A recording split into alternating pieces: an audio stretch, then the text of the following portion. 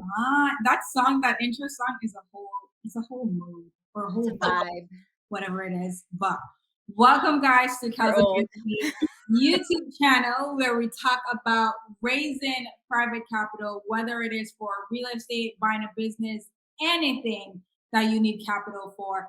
I'm your host, Kalisha Carter, and my gorgeous host, co-host, Betzy. How you doing, girl? Good, good. How are you? It's an amazing day. Every day is an amazing day. It's a blessing to be here.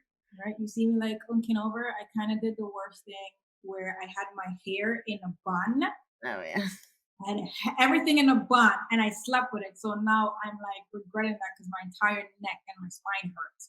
Girl, I think we're getting to that age where like we sleep wrong and then the next day it's like, Yeah, oh I have like a holding. I have like the icy hot. I was like, let me just put this in. yeah, But it's for not everyone fun. new to our channel, this is your first time watching or listening. Our platform is basically about we're bringing in industry experts, entrepreneurs who's raising capital so they can share insights, their success stories, tips, advice, everything. And we're just here to provide the space and learn as well because everyone is doing something completely different. And each guest that we bring on, we're learning as well from them. So we're like, in a way, newbies like you guys who's listening and everything like that. And Uh, getting inspired. I just love like I know this like last conversation we had. I think you guys are gonna be the last week's video. Um wow. It's just wow. it was super. It was super. Oh my god! This is weird, guys. Like my phone is on do not disturb, and I don't know how I'm still getting calls. Yeah, I was Like, about to say, how did that get through to not disturb? oh, like now I'm just gonna put it on sleep mode because there's no calls at all. But guys, we have a fantastic guest that's gonna join us. We're a part of masterminds groups, real estate groups. This girl is crushing it. He's one of my partners in one of our properties. It's listen, ooh, and we're the same mastermind. We're gonna do great things together, guys. Let's welcome Tilisa Stubbs. Hey, girl. Hey, ladies, how's it going? Not bad. How are you? Look at that smile. Ah, things are going good. I cannot complain. Like the weather is good today. It's been like really rainy and cold in Virginia, and today we actually have like a nice warm day. So I got the windows open, breeze coming in. Like it's all Oh, good. nice, No, nice. I'm on the top. It's like here in Florida, it was rainy. It was very rainy the past couple of days, but today the sun is out. But now I think it's gonna rain. But I'm like, let's just soak up the sun with the Yes. sun that we got, like just enjoy it. But before we even go deep into everything that we're gonna talk Yeah, about, let's get our disclaimer out of our way for those who are listening.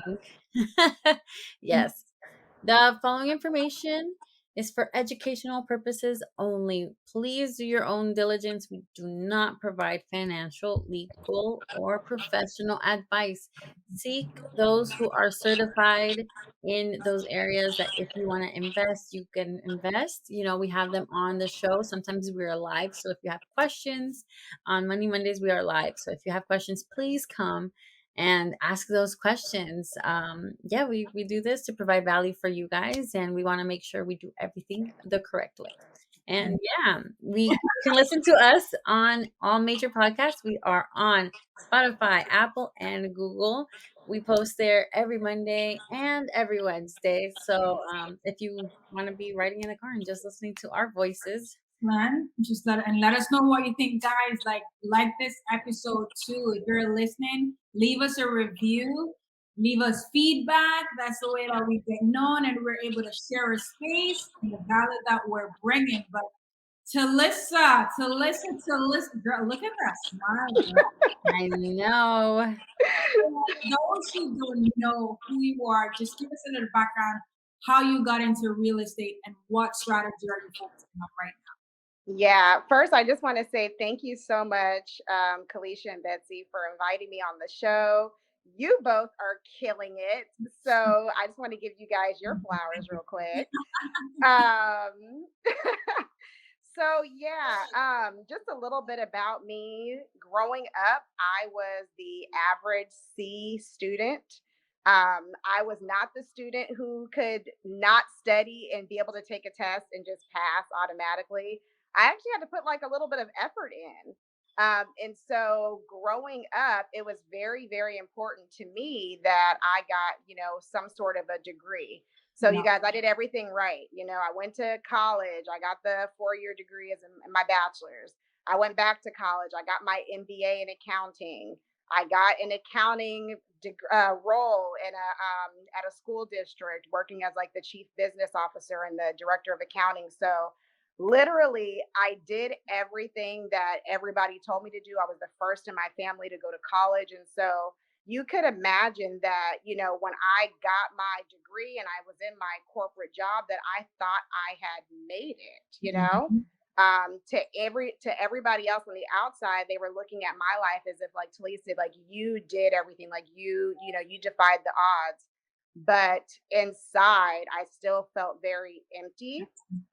By the time I had gotten to where I was making six figures in my role, I just kind of felt like, is this it? Like, I've done all this schooling, all this training, dealt with these people at this job who don't necessarily care for me, my subordinates and whatnot. Yeah. And so to get to a point where I'm just like, I'm not happy. What do Mhm. I need to do from here? That's kind of where my real estate journey began. So I would say in about 2021, I quit my corporate job as director of accounting. And you Gotcha. guys, this this is the thing that people don't tell you, right? Everybody says, "Oh, quit your 9 to 5 job, jump into real estate, you'll be a millionaire," all those things. And so I believe the hype, just Yeah. like everybody else. I believe the hype and quit my job. Didn't really have like a plan, right? Sold my property, sold my residential house, and my husband and I, we took that money and we decided to start investing in our education as far as real estate goes. I would say maybe about 7 months later, we were broke. Yeah. And it was a hard reality because although we were doing things that were generating income, like I was wholesaling real estate, I started off wholesaling. I did an Airbnb arbitrage. So I had an Airbnb in downtown Dallas that did great.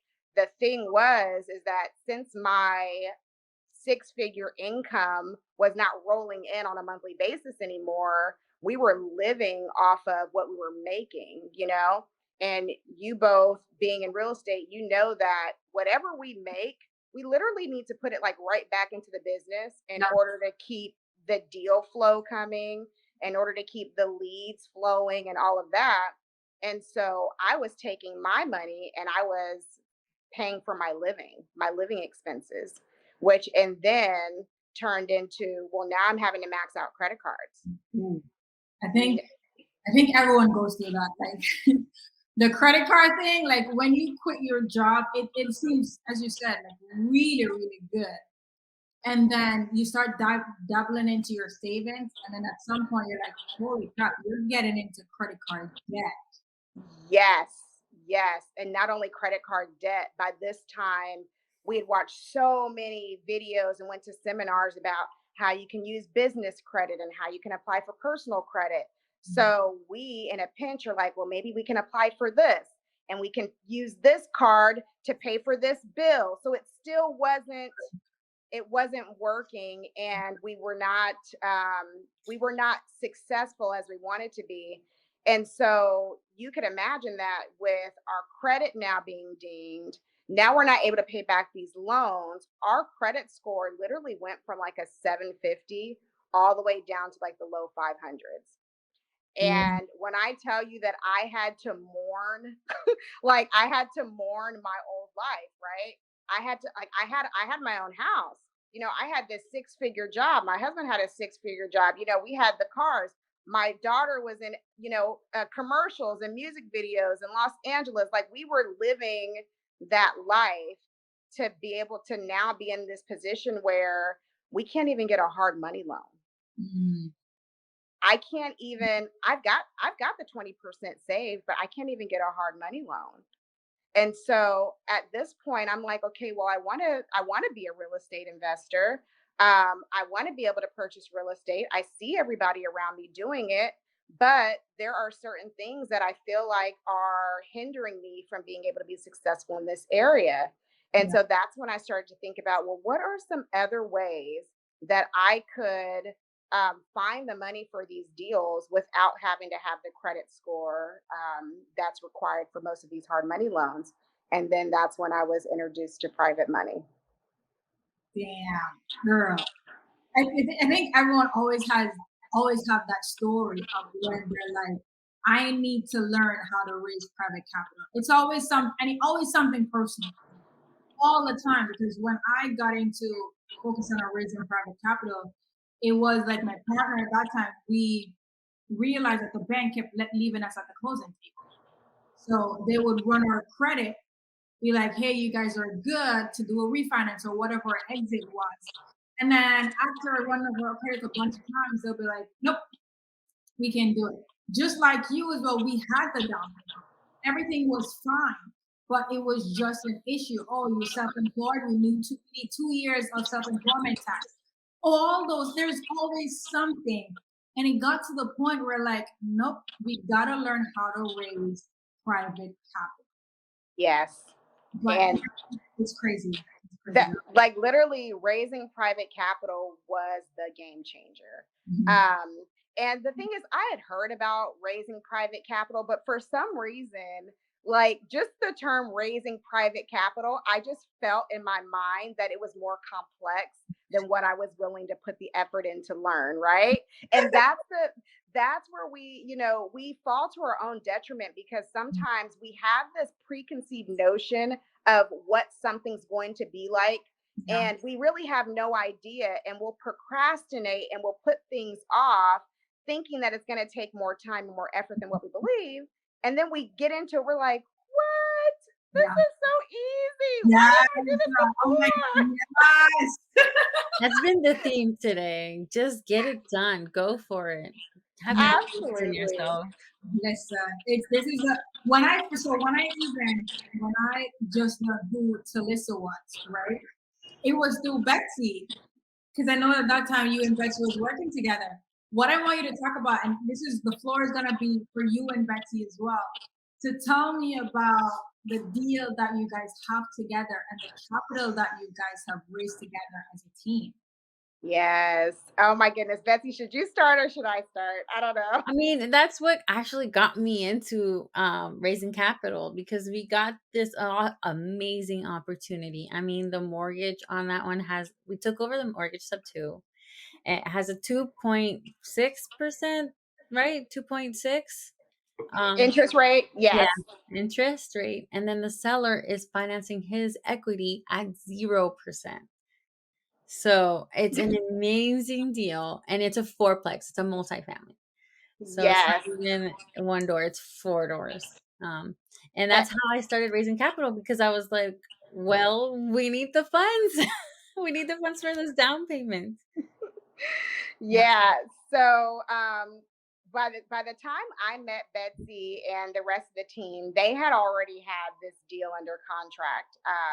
And I had already dabbled in creative finance. So when I was wholesaling, I was really only wholesaling creative deals. So I understood how to structure the deals and all that. So when I saw their deal, they had this fourplex. And I think that the purchase price, I'm just going to give out numbers, roundabout numbers. I believe the purchase price is around $650,000. There was a mortgage on the property about 400,000, and then the remaining equity of 250,000. The seller wanted $50,000 down of that $250,000 note. Yeah. And so, in addition to that $50,000 down, we were also going to have to cover closing costs, and we were going to need to renovate some of the units so that we could start to collect higher rents. Mhm. And so by the time I got in, they had already had everything under contract. They were just looking for the funds. Well, and this is the thing that I love about raising private money, because you guys, even if you don't have a deal yet necessarily, you can always be raising funds. You Yeah. can always be raising money. And so I happen to have to go back to Dallas. I'm an accountant, and so I do have accounting clients that I work with. And I was having to fly out to Dallas to work with one of my clients. And when on my way back home, I was sitting on an airplane, and there is these two very large white men. One of them is sitting by the window seat. The other one is sitting on the edge, and I am to sit my little bitty brown tail in the middle. So, like, immediately I was kind of like, okay, this is going to be an interesting flight. But what I will say though is that before I got on that flight, I was listening to a podcast. I'm not sure if you guys know Ash Cash. Anyways, he talks about financial wealth and the Black community and whatnot. But anyways, I was listening to his podcast, and the section that I was listening to, it talked about opportunities. Yeah. And it said that sometimes we only get this window of opportunity. And if we don't go through that window, we may not know when that window opens again. And so I had already gone onto the plane with the intention of, I'm going to talk to somebody and I'm going to give my 4-second power pitch. Kalisha, you know what this is. That's a game changer right there. Yes, if you guys want to know about the 4-second power pitch, watch the episode with Amy. Yeah. Okay. All right. So yeah, you guys, we learned the 4-second power pitch from Amy Majori, and when I tell you it works, it works. So I'm sitting on this plane, got these two guys sitting next to me, and I just start having random conversation with the guy to my right. Come to find out, he's an engineer. He's got fiber optic cables on Mars right now. He's got more fiber optic cables sitting down in the Titanic at the bottom of the ocean. And he does fix and flips in his spare time. And so I was like, okay. In his spare time. In his spare time, right? Okay. Right. So we're sitting there and we're just having this conversation. And once he tells me that he does fix and flips, I hear in his voice that he's tired of doing fix and flips. He's an older man in his 60s, and he just says, I just don't have the energy to do fix and flips anymore. I still want to get the income, the passive income from it, but I just don't want to be in the mix anymore. And so I started telling him about how I raise private money, how I'm trying to purchase some multifamily. And by the time we were finished with that 3-hour flight, he was like, I'd like to invest in your deals. And I was like, wow, hold up. This was our thing. You squished in the middle and raised money just because you opened your mouth and viewed it as an opportunity, and not you being squished and saying this is gonna be an uncomfortable girl, right? Because I think that the old Tilisa would have been like, let me sit in the middle, let me put in my headphones, let me tune into my own personal self. I'm gonna block out everything else. That would have been the old Tilisa. Yeah. But the new Tilisa, who's gone through this private money coaching program, knows that I can't be putting my headphones in my ears. It could be conversations going around, and I could be raising money. So I need to hear what's going on. Yeah. So, by the time we were done, he said that he had about $250,000 that he wanted to invest, and asked me what projects I had. But at this point, I had only been in Amy's program for a few weeks. And so I did not know, first of all, I didn't have a deal. Second of all, I didn't know all the ins and outs of it. And so basically what I told him, I said, okay, look, I understand that you want to, look, I'm trying to act like I just got capital part, right? So I'm like, okay, look, I understand that you want to invest in my deal. I said, but what I want you to do is I want you to come to a webinar that I'm going to be hosting. I want you to understand what it means to be a private money lender. And if after that you still want to invest, then let's talk numbers. Yeah. And so he said, okay, really, that was just giving me 2 weeks time to where I can finish the modules and I could come up with this webinar. And so did the webinar 2 weeks later. He came, he loved it, and he ended up being our investor on the quadplex that Betzy and I purchased. Damn, first I want to go back a little bit because the fact that you mentioned, um, you told this guy that to join your webinar, which was 2 weeks away. What was your thinking there? Because for some people, it would be like, nope, I need to lock him in now. I don't want to lose this guy. I can't wait 2 weeks. What was your thinking around that My thought process was, I don't want to lose him by not having enough information. time? Um, I would rather risk there being a little bit of a time gap before I see him again in order for me to, because I mean, at the end of the day, my main priority is that my lenders, that they're actually getting what I say that they're going to be able to get. Yeah. That my lenders feel like their money is safe, like they can trust me, like I know what I'm doing. And so I didn't want to rush him into making a commitment when I didn't even know, I hadn't even looked at the contracts yet, right? I hadn't even looked at what the promissory note And looked you like. didn't I even hadn't, have a deal. and I didn't even have a deal. And so my thought was, I don't want to jeopardize it by making up fluff, Yeah. you know? That is like, you just dropped so many. I want to go back. I won't even go back, but before we even continue, guys. So Tilisa is talking about she's on a plane. So that the first time you raised capital? Very first time ever. That is insane.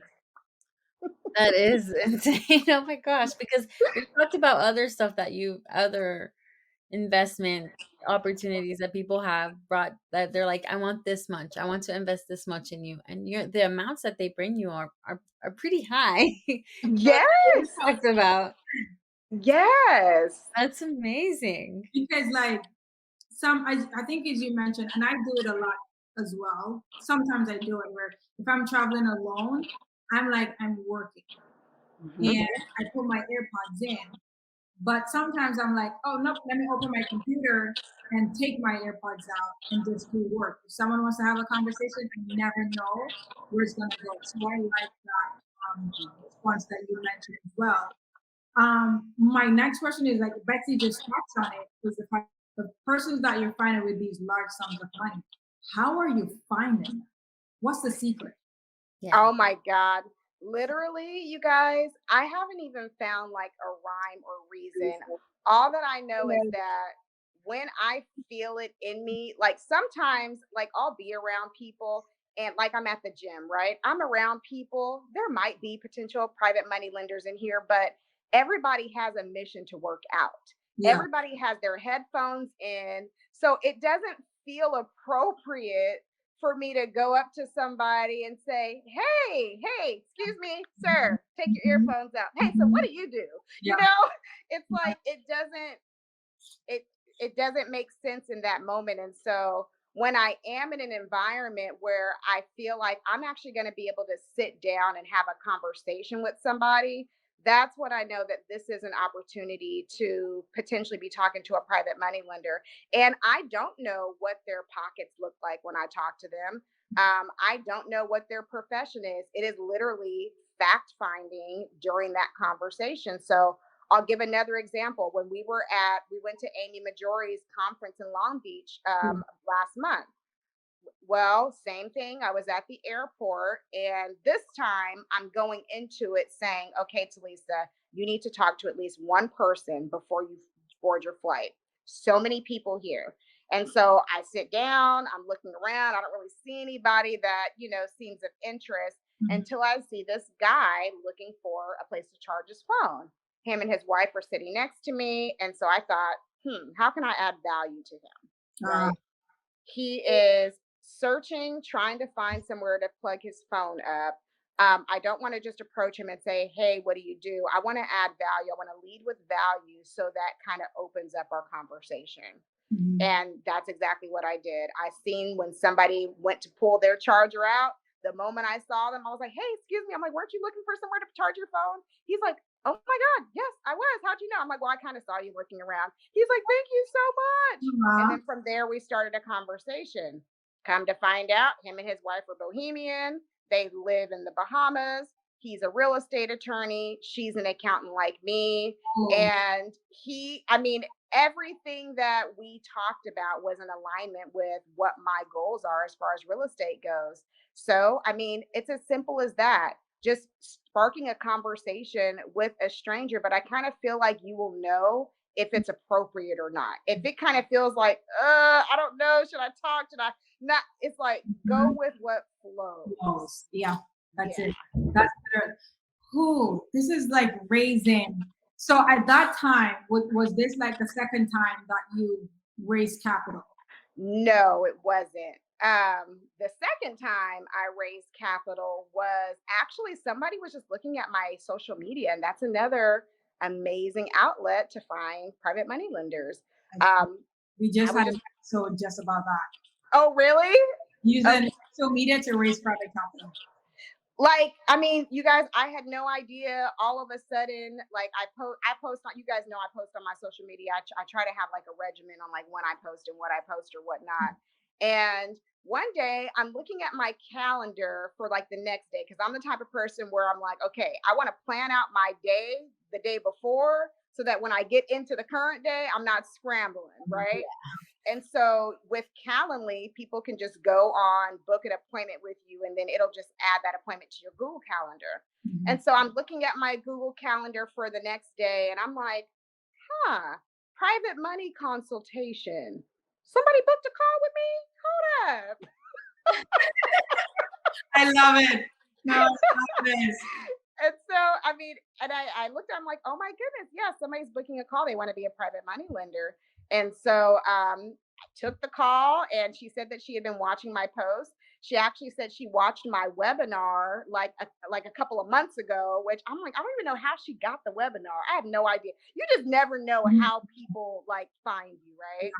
Yeah. And after having a conversation with her, she said, okay, I'd like to be a private money lender. And I didn't have a deal for her at the time. And so I ended up allowing somebody else to use her funds, and I got a finder's fee for that. Yeah. See, guys, there's so many different ways for you to make money with raising capital and to Mhm. bring value as well. Like she didn't have a deal, but she made money on a referral. And then either way, it comes back. At least when that time that lender should get their money back, you would have a deal by then, and then you can still use that same funds from that lender. And then, like at some point, all those people that you raised capital for, they're not gonna be giving you referrals. Right.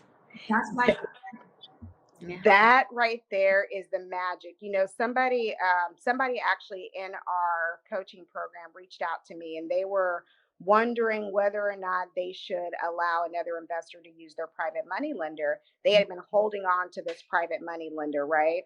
And this is what I explained to her. I said, you know, imagine having a bunch of balls in your hand. You got a bunch of balls, you know, and more balls keep getting thrown at you, but the balls keep falling off because you just don't have enough hands to hold all the balls, right? But if you were to kind of just let the balls go, you'd be able to catch more and more balls. You know, you just got to kind of let them go. And I'm like, if you let this private money lender go or let another investor use them, you don't know what this is going to open you up to afterwards. By you holding on so tight, you might be preventing God from being able to bless your life substantially mhm, because you're trying to hold on to this one $50,000. yeah, You know what I mean? yeah. But man, like this is so many gems, like Yeah. being dropped left, right, up, top, bottom. It's simple. It's no fancy system. There's Mhm. no fancy way of how you're raising the capital or anything like that. These are things. It's free. I mean, yes, the coaching program you pay for, but you talking to people, taking that initiative at the airport, on the airplane, free. Free. That's it. Social media, And free. social media, free. You recording a video, free. Like, What I want to also ask is like in doing all of this, have you ever like what's one of the main objections that you have encountered with raising capital from lenders? um, you know, one of the biggest, and I don't know if it's an objection or more like a preference, Yeah. but as I've encountered just different private money lenders, nobody wants to be in second or third position. Mhm. And so that is a little bit of a hurdle because a lot of the times you've got a hard money lender that's already in first position. Yeah. And so trying to communicate to them that their money is still protected, that, all these things has kind of Comes caused me back to to the get, education, right? Mhm. How do you yeah. educate them? And I think that's what it is. It's just caused me to kind of put on my teacher hat a little bit more than my investor hat. And Yes. so, and I don't know if necessarily that's an obstacle or what did you say, Kalisha? You wouldn't be. It's like I can't find the word. It's Curveball. It's a curveball. yeah, Yeah, but Curveballs. what Betsy said is like you have to now put on the cap The gap. of teaching mode. It's no longer I want your money, but more of how can I educate? Yeah, this is right. how you're bringing value, even though you're not on first position. Yeah. So you got to pull away from being the investor now and kind of take it down a notch. Yep. Go down to their level because we've been encountering that a lot. Yeah. Yeah. And we're in the point now where a lot of our lenders, they're completely new, but they have this expectation that if I lend you this amount of money, Or they hear stuff. position, huh? Or they hear stuff from They other hear stuff. Yes. And we're like, no, yes, you hear those stuff, but here's why you're Mhm. hearing these stuff. Here's why you will be in first lien position. Normally you have to have this amount of money. Here are also the risks of being in first lien position. Right. So you gotta educate. You Yeah, definitely and I try my very best to educate them as much as I can during our very first encounter. yeah. Um, for instance, like another private money lender that I met at a conference in, I think it was like North Carolina a few months ago. He had $50,000 to invest. And so I kind of told him from the very beginning, okay, so normally with about $50,000, I can get you where you're in like a second position, a second lien position. Because typically if you're in first position, it's going to be a little bit more depending on the deal and whatnot. So I try to like give them those little things up front. So Yeah. that way it's not a shock when we're like, hey, I have a deal. You're going to be in second position. And so I do try to do that work up front. No, that's like the main thing right now. Because I think after a while, it's gonna take some time to you educate and you're on the phone and you're explaining deals and all that stuff. But when they're ready, oh my God, it's a whole different ballgame when they're ready. Girl, quick. The money likes to move fast. Like Yeah. that is literally one thing that I've been seeing throughout this because you guys know I came from a wholesale background. Wholesaling it can take some time. Like connecting the buyer with the seller, although it seems like it should be a very quick process, I have not had as much success with wholesaling as I do with raising private money. And it's literally sometimes the same thing connecting two people. Yeah, that's it. That's This literally it. this kind of is like a segue to what we were talking about. I really wanted to know what your process when you talk to private money lenders. I know you set certain expectations about what they will be receiving, how their interest rates will look like. Like, how do you set those expectations? Yeah. So honestly, from the very beginning, when I have these conversations, I am going through like Kalisha, you know it as our private money presentation. Yeah. And so within that presentation, everything is almost all on a very basic and generic level. So like you could earn double digit returns, 10 to 12% returns. You could be in a deal for anywhere between 6 to 36 months. So it's just kind of like that overview of kind of explaining to them what is possible. Yeah. And then once I actually have a deal, and this is just the way that I've done it, and I haven't been doing it long, so I'm pretty sure you guys have some better processes. But as I actually find a deal and let's say like it's not my deal, it's somebody else's deal, and they don't have like a deal presentation put together. I Mhm. may help them put that presentation together because I know what my lenders are looking for. I know what Yeah. my lenders are going to be asking. And I know that if I submit your spreadsheet to them the way that it is, they're not going to lend because they don't get it. You know, So confused. they're confused. I'm confused. Hell, like, Facts. Like sometimes we'll get some spreadsheet and I'm like, huh? yeah, So it's like, what's the return? yeah. Just give it to me straight. Give me the main stuff. That's all I need. What's your purchase? How much money you need? What do you like? Just give it to me straight. I don't And care. that's it. That's it. So once I have the presentation, at that point, it's literally simple. Like I know which one of my lenders are looking for what. So I will instantly contact Carlos and say, "Hey Carlos, I just got this deal. They're paying 15% interest. This is the overall ROI. Do you want to take a look at it?" I Mhm. always leave it to them. Do you want to take a look? I don't ever just send them the deal because a lot of the times when people just get sent something without getting notified of it, Yeah. they don't pay attention to it. They'll scroll right past it. They'll never open it, whatever. So I text them personally and say, "Hey, I've got this deal. Do you want to see it?" And almost immediately they'll tell me, "Yes, please send it to me." Yeah. I'll send it over to them. And then from there, it pretty much is in their ball game. I don't even, at this point, and maybe I'm doing this wrong, I don't even like if they don't respond after I've sent them the deal, I don't like hound them down like, "Hey, did you see the deal? Hey, did you?" I'm moving on to somebody else. Somebody else and already looked at this deal and I done already got it funded. Boy, bye. Anyways, It's funny that you brought that up because sometimes I was thinking, I was like, sometimes I'll follow up.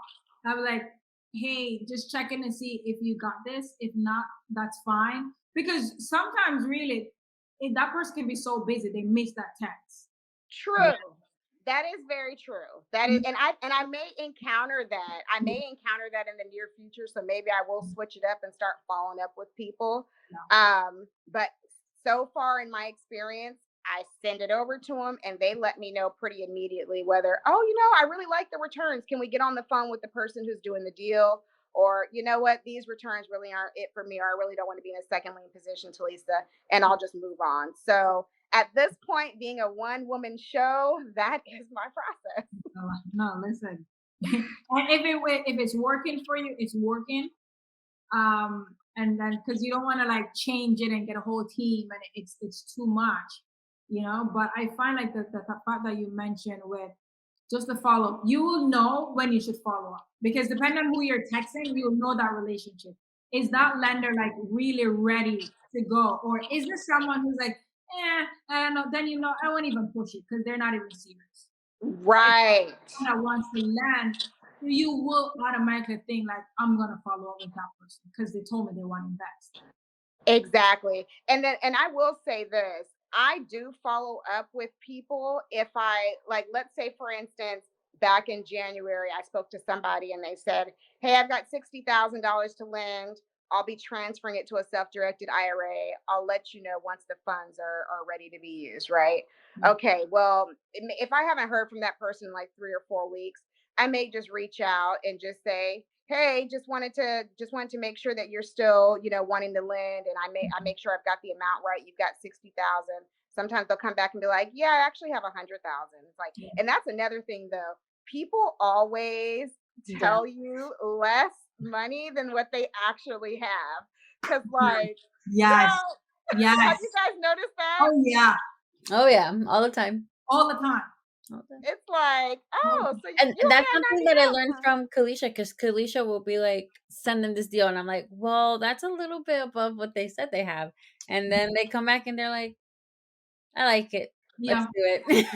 No, you guys, literally, that just happened to me the other day. Kalisha, our buddy Danny in the coaching program. Yeah. Danny he was looking for another 100,000 for his deal, so he contacted me. I think it was Friday, and then by Saturday we were on a Zoom call with my private money lender, and then by like Monday she was like, "Yes, I'll fund it," or whatever.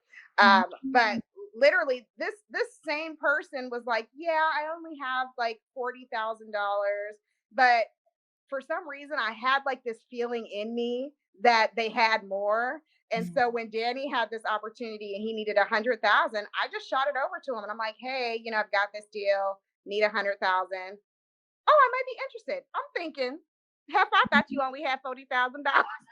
Yes, all the time. Like, and I do it too. Like, even if they're like, I only want to be, I don't own land for 3 months, 6 months. If a deal is 9 months, 12 months equity, I don't care. I'm sending it to I'm you. sending it. If the returns seem favorable and you really like it, you're not gonna say no. Yeah. Exactly. So Like, yeah. roll with the punches. We had a lender who's like, he was an attorney. He's like, I'll do it 50. And I was like, okay. And we do our email list. He saw the deal and he's like, oh, I'm interested. I'm like, I thought you only had 50. And it was almost 100,000.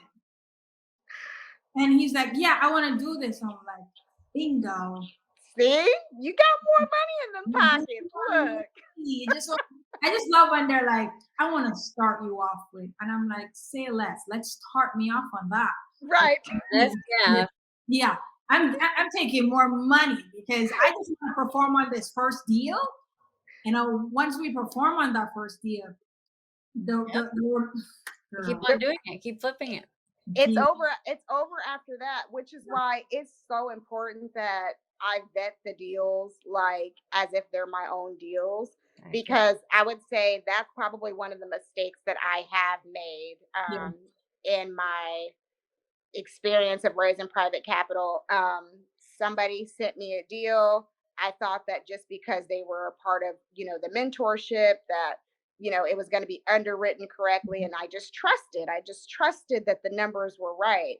Yeah. And then by the time I sent it out to my private money lenders, each of them were like, how did you get these numbers? This doesn't make sense. And I'm just like, ooh. Yeah. So I like looked at the deal like in detail, and I'm like, oh my God, this doesn't make any sense. Makes you look bad. It makes me look bad. And I do not want to look like a fool, especially to somebody that I'm asking them to use their money for an investment. Like, how are they going to trust me if I don't even know how to like underwrite the deal or get proper numbers? And I'm glad you even touched that, because for us, it's like whether mentorship, same programs or anything like that. We always underwrite it. We always. Yeah. So what do you do now? Like now, is it always underwritten? What's your process? Every single time. Like every single deal that I get, I look at it like as if I'm going to be buying this deal. Like I look at it, I double check the numbers before I even reach out to my private money lender. I call the investor and I'm like, okay, I have all these questions. I know that these are all the questions that my private money lender is going to have. And we kind of go through that to a point where I feel 100% confident that this is a good deal. So that when I send it out, I don't have to have that feeling of anxiety. Like, I don't know what I don't know if you guys remember that when we first started wholesaling, sometimes get a deal under contract. You're like, oh my God, I have this deal. It's amazing. And then you send it out to all these experienced buyers and they're like, how the heck did you get these numbers? And and I'm just like, oh my God. So I hated that feeling. And so now going into it, I just make sure that I know more than the investor who sent me the deal. And the thing is, that had to happen for you to know that you need to take your underwriting seriously. Yeah. We've had deals just like that too, where we did an underwriting, and then when lenders are asking stuff, you're like, oh crap, this really doesn't make any sense. Yeah. And I don't like having to be like, you know what? I don't know the answer to that, but let me go find it for you. I don't mind saying that, but to every other question, we need to know the deal like the back of our hand. Yeah. Yes. That's it. Like all the rest. Okay, what's your exit? All right, if this doesn't work, what's plan B? If the lender doesn't ask us, at least we know. If they do, we have an answer to that. We have the numbers to back it. So we're ready to go. Yeah. Yes. Absolutely. And that's the only way to do it. We're in the people business. This is people's retirement money. This is people's, whole life savings. Like I take this shit very seriously. Like it's as you said, it's their hard working money. It's not easy for someone who's never done it before Mhm. to just say, hey, I'll lend you. So that's why for us, like if someone's completely new and they want to lend, we're like, if you're not ready yet, Yeah. let's like give you examples of deals that we've done. Let's get you on our email list so you can see how deals are structured. If you see something, you have a question, feel free, call us, ask us about this deal. Because as you said, when you're ready, you will know because most of your answers, your questions are already answered. Yep. And then when you get to that deal, you should. I hate when a lender is like, I don't know. I was like, you know what? Don't do it. Yeah. Yeah, we don't want you backing out last minute. Yeah. Girl. And that's a whole nother thing. People backing out at the very last minute. Luckily, I haven't had to experience it with my private money lenders, but other people have reached out to me like, hey, my lender backed out on me. We're supposed to close tomorrow. Can you find me a lender? And I've been able to find him a lender. So I'm like, it's a stressful situation to be in. I haven't experienced it myself, but ain't nobody trying to. You don't trying want to do to. that. You all right. Let me. You don't want to be in that situation, but you want to be in that situation Okay. because how you push yourself, you will surprise yourself how much work and effort you put into finding a bank. Because I remember, like last Christmas, we had a deal in here in Florida, and we needed about 300,000, and the lender backed out 2 days before Christmas. So they backed out the Wednesday.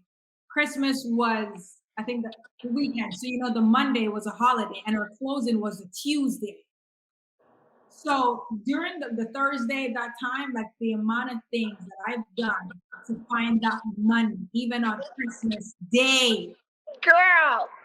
like I would have never done that. I was like, I have a deal closing in a week. I have time. Right. You got time. Christmas Day, Christmas Eve, I am working. And you push yourself so much, you get connected to new lenders who be like, hey, I like this deal. I don't have money now. My money's tied up. Reach out to me a couple of months.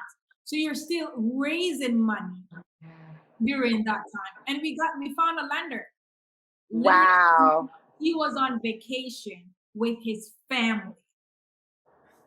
On a Friday, he made sure to go to the bank and ensure that funds was transferred so he had title on Tuesday. Wow. Wow. It's possible. We will surprise ourselves and It's, people will surprise us. Oh yeah, my goodness. yeah. And that is one of the joys of having to step outside of your comfort zone or being hit with obstacles like this is you always know it's an opportunity for you to grow and to see how much you can actually push yourself to the next level. Yes. Mhm. Yes. Um I think when it happens, trust me, you'll push. And even if it doesn't work out at the very last minute, you will know I gave this my all, and this is the good that came out of it. Like even if there's no success, you're like, I give this 110%. Clearly, it was not meant to be, but I know within myself that I gave this my all to find a capital partner or lender for this deal, whatever it is. and like you said, the connections that you made and just looking for that private money lender for that deal is now going to help you in the future. Like right now, you guys all know Amanda and her husband David. They're raising about 6 million right now for their hotel. And so I've decided to help them, in their efforts to raise this $6 million. And in doing so, they only have like 60 days. And so I'm like, man, $6 million in 60 days. That just kind of seems like, seems a little far fetched, but I know that it can be done. But I assessed my situation. I said, okay, Tilisa, if you're going to do this, you cannot do the same things that you've been doing. You cannot, and as much as it works, I can't sit here and send messages to people on LinkedIn all day because that's not yielding me the results that I'm going to need in 60 days. So I've got to do something a little more out of the box. So what does that look like? Well, there's a lot of really nice hotels in the downtown Richmond area. They're always hosting different events for investors, for teachers, for all this and that. I'm just going to find a couple of these hotels to go to during the week and sit at the bar and talk to the various attendees that are attending whatever event Yep. that they're having at that Yep. hotel, because I know that my personal strength is people relationships, face to face relationships. Yes. That's where my personal strength is. So I've got to put myself in more environments where I'm able to do that. Yeah. No, man. Like, girl, this has been the energy here. It's phenomenal. It's so phenomenal. Like, I love the fact that we're able to share our experience, like real life stuff of what we're all going through, what you're going through, your journey, your strategies. Um, we just love that you're here. We're grateful that you're here as well. And before we even wrap up, like, guys, let us know what you think about this episode. Comment, like, if you haven't even subscribed, it takes like 1.5 seconds. Point 0.00005 just to hit the subscribe button, hit the like button. Let us know. And if you're listening to this on anywhere that you listen to your podcast, And to give us a review and let us know. and you can follow Tillisa. We'll have her handle down in the description. Yes. Yes. And don't forget to follow us, guys, at Kalisha Carter on Instagram, at _life with Betzy. We're also sharing our journey, what we're doing, projects that we're raising capital for, and everything as it relates to raising capital. We are so grateful for you guys tuning in, watching, listening. We hope that you found value with this episode. But until next time, this is Kels and Betzy, raising capital, investing with purpose. See you guys. Bye.